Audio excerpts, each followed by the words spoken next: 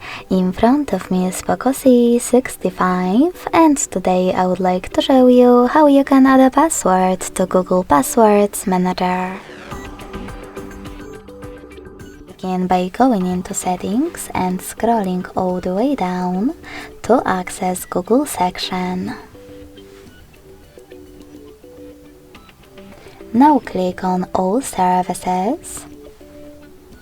Tap on Autofill, Autofill with Google, and Google Password Manager. Finally, you can click on this plus icon next to Search Passwords and input all of those informations.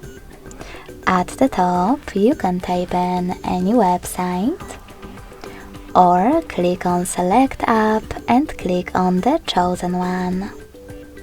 Then enter your username, email or phone number, password,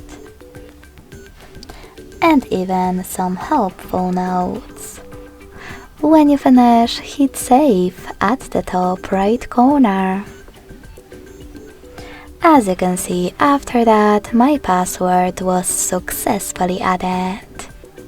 Thanks so much for watching. If you enjoyed this video, don't forget to leave a like, comment and subscribe. Bye!